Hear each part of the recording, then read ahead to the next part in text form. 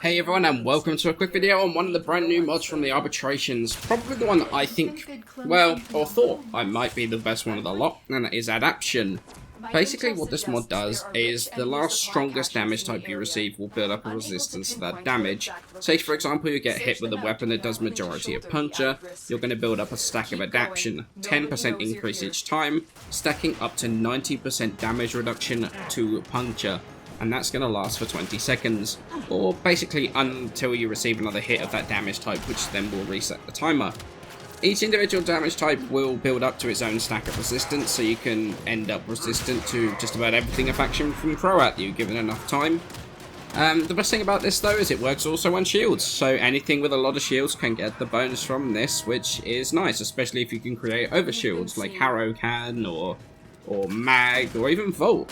And honestly, it's about time Shield's got something to make them more worthwhile, basically.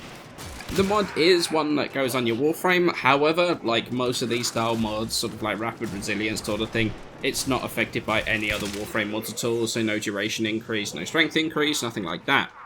It's pretty simple what it does, but what does it actually mean? Well, it means you effectively now cosplay as a sentient, since it works kind of a lot like the damage resistance build-up a sentient fighter gets when you fight them on Lua. But more than that, it can turn any super tanky frame into effectively an undying god. On a frame like Inaros, who is already super tanky, or frames like Mesa and Gara, who have their own super damage reduction, basically can make a lot of use of this. Playing around with Inaros in the Simulacrum, I could simply go AFK and just leave level 155 shooting at me and not be worried at all. I honestly would just literally never die. I wouldn't use it on Chroma though, that's the one thing I would say, because reducing incoming damage on Chroma is good to an extent, but you then have trouble stacking your 2 and your 3, especially if you're using Ice or Electric that relies on incoming damage. So it gets a little bit sketchy when you're using Chroma. However, Inaros, I mean, it's pretty much impossible to die on Inaros as it is. However, with this mod, it makes it even harder to die. However, this mod isn't some super awesome use on every frame mod. It only really works on those that are already pretty tanky anyway, like the ones I mentioned.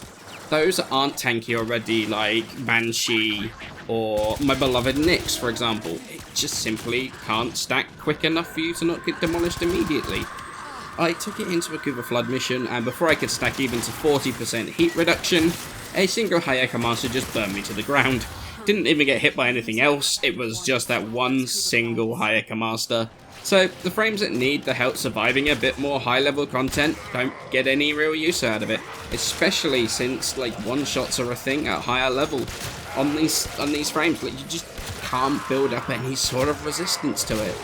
The damage reduction, it does sound good, but if a faction is firing weapons at you, for example, it's only 50% of a single damage type, and the remaining is 50% is split between the other two damage types, you're only ever going to get 50% damage reduction from that specific enemy, if that makes sense. So, say for example a Lancer is firing at you, 50% of its damage is slash, then it's got 30% puncture and 20% impact, for example. You're only ever going to get the stacking of the slash, but you're not going to get any of the damage reduction from the other two. So you're going to get effectively only going to take half damage from that one unit. But at higher level, there's still half damage from that big unit. So it's one of those things. And honestly, there's also the problem of the 20 seconds.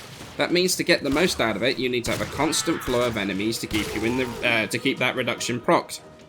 So honestly, it kind of limits this mod to survival, possibly excavation, depending on whether or not you're hiding inside of a frost bubble or a limbo cataclysm. If you're in either of those, you're not going to stack anything. The time between waves on defense, between rounds and interception and infested salvage, for example, it's too long for it to stay procced, meaning you've got to build up the resistances every single time.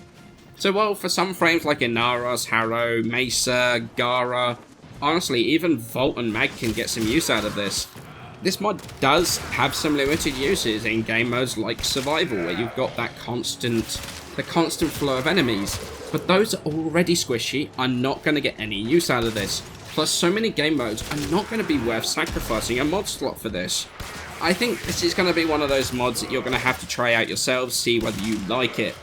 I might use this for a meme build for Inaros with this and like the Umbral mods and whatever. However, I don't think I'm going to replace mods on any more of my frames than just that meme build for Inaros. Most of my builds are sort of tight enough as it is, and I don't have any room for it. Like, it ends up being a rather situational mod. However, maybe you can find a use for it that you're happy with, and let me know in the comments below sort of what you think of the mod.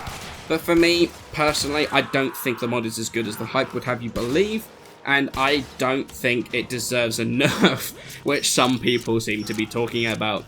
Like I say, let me know in the comments what you actually think of this mod, and I shall see you in the next video. Catch you later, everybody. Bye-bye.